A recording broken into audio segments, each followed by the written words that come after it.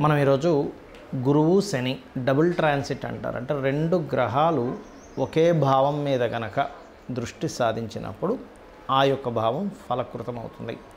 మనం చూడండి, చాలా అంశాలు గృహం కట్టుకోవాలనుకుంటాం, విద్య పూర్తి చేసుకోవాలనుకుంటాం, కొన్ని బ్యాక్లాగ్స్ మిగిలిపోతుంటాయి. వివాహం కానివ్వండి, ఉద్యోగం కానివ్వండి, వ్యాపారం కానివ్వండి, ఒక స్థలం కొనుక్కోవడం కానివ్వండి, ఇలాగ అనేకమైనటువంటి అంశాలు. లేదా ఒక అగ్రిమెంట్ చేసుకుంటున్నాం, అగ్రిమెంట్ కంప్లీట్ అవ్వట్లేదు, లేకపోతే ఇలా అనేకమైనటువంటి అంశాలు ఏవైతే ఉంటాయో ఒక్కొక్క లగ్నం నుంచి చంద్రుడు రాశి కంటే లగ్నం చాలా బలమైనటువంటిది గుర్తుపెట్టుకొని, చంద్రరాశి బలమైనది కాదని కాదు, లగ్నం ప్రధానంగా తీసుకోవాలి. మనకి జన్మజాతకాన్ని రీడ్ చేసేటప్పుడు కూడా లగ్నం నుంచే చూసుకుంటాం. కావున లగ్నం నుంచి ఈ డబుల్ ట్రాన్సిట్ అనేటువంటిది ఏ భావం మీద పడుతుంది, అలా ఆ భావం పడ్డప్పుడు మరి అది ఎంత ఫలకృతం అవుతుంది. దాంతోపాటు కుజకేతువులు కూడా కలిసి ఉన్నారు ఇప్పుడు మనకి. దాని ద్వారా ఎటువంటి జాగ్రత్తలు తీసుకోవాలి, ఈ డబుల్ ట్రాన్సిట్ మరియు కుజకేతువుల యొక్క ప్రభావం ఎంతకాలం ఉంటుంది. డబుల్ ట్రాన్సిట్ దాదాపుగా 1 year ఉంటుంది. కాబట్టి ఈ సంవత్సరం పాటు ఏ లగ్నాల వారికి ఎటువంటి ఫలితాలు వస్తాయి, ఏ విషయాల పట్ల కుజకేతువుల వల్ల జాగ్రత్తగా ఉండాలి అనేటువంటి అంశాలు చెప్తుంది నేనైనప్పటికీ కూడా చెప్పిస్తుంది సాక్షాత్ లలిత అమ్మవారిగా భావిస్తూ ఒక్కొక్క లగ్నం గురించి మనం తెలుసుకుందాం. తులాలగ్నము, తులారాశి. తులవారికి కనుక చూసుకున్నట్లయితే 3వ స్థానంలో ప్రయత్న స్థానము, పరాక్రమ స్థానము, అన్నదమ్ముల్ని సూచించేటువంటి స్థానం 3వ స్థానం. అది ఇంటర్వ్యూ స్థానంగా కూడా చెప్తూ ఉంటాం. ఈ 3వ స్థానంలోనేమో మనకి కుజుడు శని గురువుల యొక్క డబుల్ ట్రాన్సిట్ ఉంది. కుజుడు కేతు అయినటువంటి పిశాచయోగం అనేటువంటిది లాభస్థానంలో కలుగుతుంది. దీనివల్ల కలిగే ఫలితాలు ఏమిటి? ముఖ్యంగా గురుశనులు 3వ స్థానం మీద డబుల్ ట్రాన్సిట్ జరుగుతున్నందుకు ఇక్కడ కలిగే ఫలితాల్లో మీరు ఏదైతే ప్రయత్నం చేస్తుంటారో, మనం చాలామంది అనుకుంటుంటాం, ఏమంటే ఈ ప్రయత్నం చేసిన నాకు అవ్వలేదు, కానీ ఎందుకో ఒకరోజు సడన్గా ట్రై చేసిన అయిపోయింది అంటూ ఉంటారు. అది ఒక ఉద్యోగం కానివ్వండి, ఒక మ్యాథమెటిక్స్లో ఒక విషయాన్ని ట్రాక్ చేయడం, అంటే ఒక ఫార్ములాని ట్రాక్ చేయడం కానివ్వండి, లేనట్లయితే ఎనీథింగ్, ఒక పరిచయం కానివ్వండి, ఒక కాంట్రాక్ట్ కానివ్వండి, అంటే మీరు చేసే ఎనీ ప్రయత్నం, ఏ ప్రయత్నమైనా కానీ సక్సెస్ అవ్వడానికి ఈ యొక్క గురుశనుల యొక్క డబుల్ ట్రాన్సిట్ ఖచ్చితంగా మీకు పనిచేస్తుంది. అందులో ఎటువంటి సందేహం లేదు, గుర్తుపెట్టుకోండి. ఈ శని గురువులు 3వ స్థానంలో ఉన్నది. అదేవిధంగా అన్నదమ్ములతో సహాయ సహకారాలు, అదేవిధంగా కొంతమంది చూడండి పని వాళ్ళు దొరకట్లేదని బాధపడుతూ ఉంటారు. అటువంటి వారికి సహకరించే వాళ్ళు, కింద పనిచేసేవాళ్ళు, అసిస్టెంట్స్ దొరకడానికి కూడా ఈ తులాలగ్నం వారికి ఈ కాంబినేషన్ ఏర్పడుతుంది. ఈ కాంబినేషన్ చక్కటి ఫలితాలు ఇస్తుంది.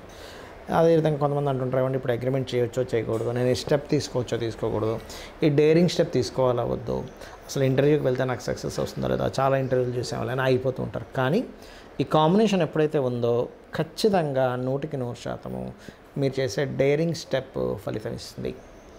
ఇక ఏకాదశ స్థానంలో ఎప్పుడైతే మీకు కుజుడు కేతువు ఉన్నారో ఈ కాంబినేషన్ లాభాన్ని ఇస్తాయి. 2 పాపగ్రహాలు ఉన్నప్పుడు అందులో ఎటువంటి సందేహం లేదు. అందులో వ్యాపార లాభాలు రకరకాలు ఇస్తుంది. కానీ ఇది సింహరాశిలో ఉన్నందుకు కొంచెం తండ్రి గారి ఆరోగ్య విషయంలో సర్వసాధారణంగా తులాలగ్నం వారికి లాభస్థానం అనేది బాధక స్థానం అవుతుంది. అది కూడా రవి యొక్క సైన్ అయినందుకు తండ్రి గారి ఆరోగ్య విషయంలోని హయ్యర్ ఎడ్యుకేషన్ రిలేటెడ్ సంబంధించిన విషయంలో తొందరపాటు నిర్ణయాలు తీసుకోవడము, ఒక్కొక్కసారి బ్యాంక్స్ నుంచి ఏదో మనం లాభం పొందుతాంలే అనేటువంటి దాంట్లో కొన్ని రాంగ్ డెసిషన్స్ తీసుకుంటాం. దీంతోపాటు తండ్రి గారి ఆస్తికి సంబంధించిన విషయం, ఎందుకంటే తండ్రి గారి ఆస్తికి వ్యయస్థానంలో ఉన్నాయి గ్రహాలు, కాబట్టి ఈ గ్రహాలు తండ్రి ఆస్తికి వ్యయస్థానంలో ఉన్నందుకు తండ్రి ఆస్తి విషయంలో ఏమైనా తొందరపాటు నిర్ణయాలు తీసుకుంటున్నామా. బట్ ఓవరాల్గా 2 పాపగ్రహాలు లాభస్థానంలో ఉండడం లాభాలు ఇస్తుంది, ఇవ్వదని కాదు. కానీ ఇవి అమ్మడం లాంటిది ఏదైనా తండ్రి ఆస్తి ఒక్కోసారి మనం చూడండి, ఏదో ఊర్లో ఉంటుంది, ఇది అమ్మేద్దాం, ఇది అనవసరంగా నేను ఎక్కడికి వెళ్ళట్లేదు, నేనే యూఎస్లో సెటిల్ అవుతాను అన్నప్పుడు అమ్మేద్దాం అనుకుంటాం. మంగళవారాలు మాత్రం అమ్మకండి దయచేసి, ఎందుకంటే అప్పుడు ఏమవుతుందంటే మనం అమ్మిన ఒక కొద్ది రోజులకి రేట్లు పెరుగుతాయి. అప్పుడు ఏమనిపిస్తుంది, అరే ఒక 2 నెలలు ఆగాల్సింది కదా, 6 నెలలు ఆగాల్సింది కదా, డబుల్ మనీ వచ్చేది కదా అనిపిస్తూ ఉంటుంది. సో ఆ రకంగా నష్టపోవడం జరుగుతుంది. కాబట్టి ఆ యొక్క అంశాల్లో తొందరపాటు నిర్ణయాలు తీసుకోకండి.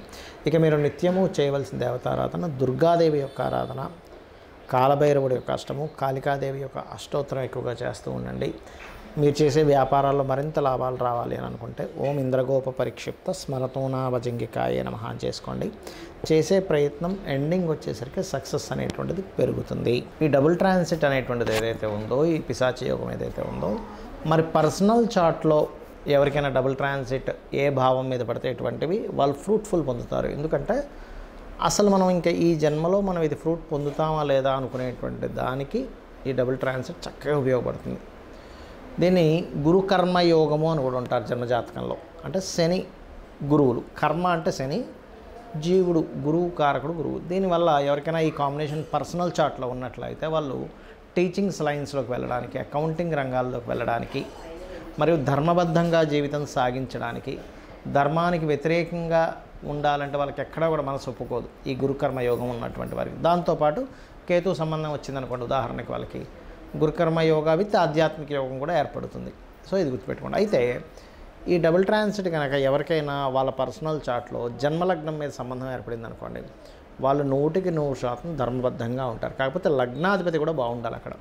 అలా కాదండి మాకు సెకండ్ హౌస్ కనెక్టివిటీ వచ్చింది ఈ గురుకర్మ యోగం, అలాంటి వాళ్ళు వీళ్ళు ఏంటంటే స్కూల్స్, కాలేజెస్, ముఖ్యంగా 9th హౌస్ బాగుందండి, 4th హౌస్ బాగుంది, ధనయోగం బాగుంది, ఒక మంచి నేను పెద్ద పెద్ద స్కూల్స్, కాలేజ్ పెట్టిన వాళ్ళ జాతకాలు కనుక చూసినట్లయితే వాళ్ళకి గురుకర్మ యోగంతో పాటు మంచి ధనయోగం ఉన్నప్పుడు కొన్ని వందల సెంటర్స్ ఓపెన్ చేయడము, కొన్ని అంటే అసలు ఎవరు ఊహించనంత దీంట్లో ఎడ్యుకేషన్ లైన్లోకి వెళ్ళిపోతారు వాళ్ళు. అదేవిధంగా 3వ స్థానంలో ఉంది గురుకర్మ యోగం. మంచి సహోదరులు, ధర్మబద్ధంగా ఉండేటువంటి అన్నదమ్ముల చెల్లెలు వాళ్ళకు ఉంటారు. 4వ స్థానంలో ఏర్పడింది. దాంతోపాటు కుజుడు కూడా బాగున్నాడు అనుకోండి, అప్పుడు వాళ్ళకి ఏంటంటే చక్కగా వీళ్ళు సంస్థలు ఏర్పాటు చేయడానికి మరియు భూమి మూలంగా ధనం సంపాదించడానికి యోగిస్తుంది. 5వ స్థానంలో కనుక ఈ గురుకర్మ యోగం ఏర్పడిందండి, అదేవిధంగా పంచమాధిపతి కూడా బాగున్నాడు అన్నప్పుడు చక్కటి సంతానం సరైన సమయంలో ఏర్పడుతూ ఉంటుంది. 6వ స్థానంలో కనుక ఉన్నట్లయితే వీళ్ళు తీసుకున్న అప్పును ధర్మబద్ధంగా తీర్చగలుగుతారు. 7వ స్థానంలో ఉన్నప్పుడు జీవిత భాగస్వామి ధర్మబద్ధంగా ఉండడం. 8వ స్థానంలో ఉన్నప్పుడు వీళ్ళకి ఏమవుతుందంటే పూర్వీకుల ఆస్తులు రావడం. 9వ స్థానంలో ఉన్నప్పుడు మంచి గురువులు వీళ్ళకి లభించడం, మీరు మంచి గురువుగా పేరు ప్రఖ్యాతలు పొందడం. 10వ స్థానంలో ఏర్పడినప్పుడు మంచి అంటే ఇక్కడ చూడండి మనకు ఒక్కోసారి సరైన సమయంలో సరైనటువంటి కంపెనీలో వాళ్ళకి జాబ్స్ రావడం అనేటువంటి జరుగుతుంది. అయితే ఇక్కడ ఏంటంటే దశమాధిపతి కూడా బాగుండాలి. అదేవిధంగా ఏకాదశ స్థానంలో ఏర్పడినప్పుడు వ్యాపారాన్ని ధర్మబద్ధంగా చేస్తారు. 12వ స్థానంలో ఏర్పడినప్పుడు గురుకర్మ యోగం వీళ్ళు ఎక్కడా కూడా అంటే వీళ్ళ యొక్క వివాహ జీవితాన్ని ధర్మబద్ధంగా గడపడానికి చూస్తారు. గురువు ఉన్నా లేకపోతే గురువు శనులు కలిసి ఉన్న 12వ స్థానం మీద దృష్టి ఉన్నా కూడా. అయితే ఇవన్నీ నేను మీకు ఎందుకు చెప్తున్నానంటే ఇది ఖచ్చితంగా ఫ్రూట్ఫుల్ ఇచ్చేటువంటి కాంబినేషన్ అంటారు దీన్ని గురుకర్మ యోగం. మీ జన్మజాతకంలో ఏదైనా పలానా భావం మీద ఉంది కానీ ఆ భావాధిపతి కూడా బాగున్నాడు అన్నప్పుడు ఖచ్చితంగా ఆ భావాన్ని మీరు పొందుతారు. కొంతమంది అంటుంటారు చూసారు ఏమిటోనండి నేను జీవితాంతం కష్టపడ్డానే అసలు ధనవంతుని అవుతాను అవను అని భయం వేస్తుందని. ఇటువంటి వారికి ధనస్థానం కనుక మీకు ధనాధిపతి బాగున్నాడు అన్నప్పుడు మీరు ఒక హోప్ పెట్టుకోవచ్చు జీవితంలో.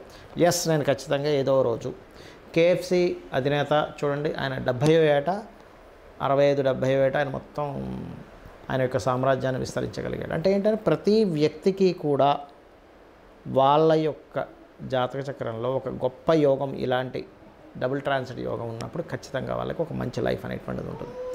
చాలామంది ఏంటంటే ఇవన్నీ వదిలిపెట్టేసి కేవలం ఏలినాటి శని వల్ల నేను ఇబ్బంది పడుతున్నాను, కాల్సర్ప యోగం వల్ల ఇబ్బంది పడుతున్నాను అని బాధపడుతూ ఉంటారు. ఒకటి గుర్తుపెట్టుకోండి, మీ పర్సనల్ చార్ట్లో అసలు ఏ మహాదశ నడుస్తుంది ఇది కేవలం తాత్కాలికమే. కొన్నిసార్లు కొన్ని మహాదశలు 5-6 ఏళ్ళు ఉన్నప్పుడు ఇంకా బ్యాలెన్స్ ఉన్నప్పుడు 5-6 ఏళ్ళ తర్వాత మీకు బాగుంటుంది. ఒక్కోసారి కొన్నిసార్లు కొన్ని కష్టం కూడా రావడం మంచిగా జరుగుతుంటుంది. అంటే ఎలా అంటే ఆ పర్టికులర్ పీరియడ్లో స్ట్రగుల్ అయినప్పుడు మనిషి చాలా స్ట్రాంగ్ అవుతాడు. ఆ స్ట్రాంగ్ మైండ్, స్ట్రాంగ్గా ఉండేటువంటి విల్ పవర్ వాళ్ళ లైఫ్లో ఒక స్టేజ్కి తీసుకెళ్తుంది.